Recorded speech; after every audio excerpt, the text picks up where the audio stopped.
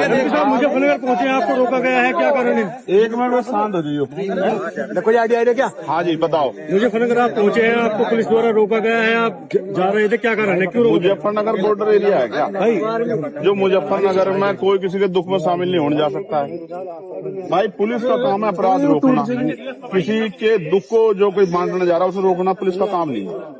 मैं सोनू कश्यप जी जो जिस भाई की हत्या हुई है, जिसको जला के मार दिया, उस माँ को मैंने तड़पते हुए देखा, उसकी बहन को मैंने बड़ी को तड़पते देखा। उन्होंने कहा कि हमारा अकेला सहारा था, वो हमसे छूट गया। मैं भाई का फर्ज निभाने के लिए, उनके आंसू पूछने, एक बेटा बनने के लिए वहां जा रहा था। ये मेरा फर्ज भी है। चुनाव के समय तो हर कोई जाता है वोट मांगने के लिए, तमाम तरह की मीठी मीठी बातें करने के लिए। दुख में जो साथ खड़ा वही अपना होता। मैं अपना होने का फर्ज निभाने जा रहा था, मगर मुझे पता लगा कि यहाँ अचानक से हमारे सम्मानित जो अधिकारी, उन्होंने ट्रैक्टर ट्रॉली रोक के वो मेरे सामने आ गए। अब वो मुझसे कह रहे हैं कि आप नहीं जा सकते।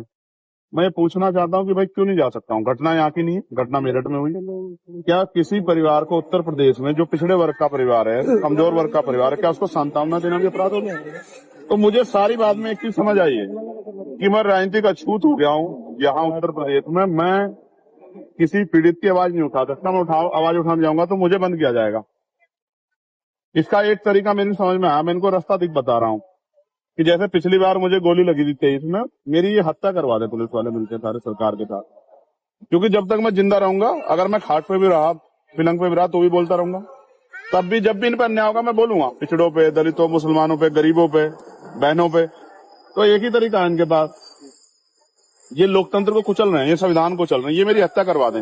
इसके बाद तो उनको शांति मिल सकती है, वरना जब तक मैं हूँ क्या तो ये जुल्म रोके, वरना अगर ये जुल्म करेंगे मेरे लोगों पे तो मैं उनकी आवाज को उठाऊंगा, मैं लड़ाई को लड़ूंगा। मैं किसी बात से नहीं डरता। एमपी साहब कई दिन हत्या को हो चुके हैं, अब तक एक युवक जो है इसको तो भाई मैं तो जब तक परिवार को नहीं सुनूंगा तब तक मैं कुछ नहीं कह सकता हूँ। मैं तो जाऊँ, जब उनके पास जाऊंगा, मुझे अपनी पीड़ा बताएंगे जी। जब मुझे अपनी पीड़ा बताएंगे तभी मैं आगे की बात तो कर पाऊंगा।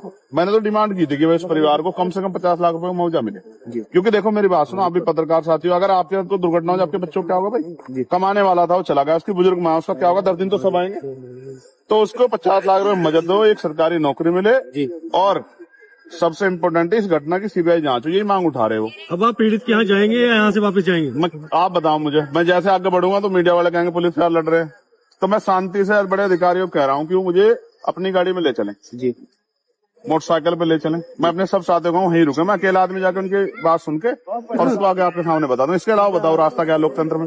अगर लोकतंत्र में चुनाव प्रतिनिधि जनता के बीच नहीं जाएगा, और भी दिक्कत है कि नेता जाते नहीं है। मैं जा रहा हूं तो मुझसे दिक्कत ये है कि वो क्यों जा रहा है। तो भाई और लोगों की मदद नहीं करना चाहता, मैं तो करना चाहता हूं, तो मुझे फांसी चढ़ा दो, यही रखता है। मेरा कोई अपराध हो तो आप बता दो भाई, मुजफ्फरनगर के पत्रकार साथी, मेरा कोई अपराध हो क्या? किसी के दुख में जाना, कल आपके कुदरत न करे आपके यहाँ दुख हो जाए, अगर आपके यहाँ कोई दुख में आता है उसको रोक लिया जाए, कैसा संदेश जाता है? तो जाएंगे लौटेंगे यार मैं आदमी बड़ा स्पष्ट हूँ, मैं कानून का पालन करता हूँ, संविधान का। अगर ये संवैधानिक रूप से किनके पास कोई तर्क हो तो बता दें कि इसने जान देना चाहते हैं, और नहीं है तो फिर ऐसा है, अगर जिदबाजी करेंगे तो फिर आप जानते हो, फिर तो वही होगा जो एक भाई को अपनी बहनों के सम्मान में, एक बेटे को अपनी माँ के सम्मान में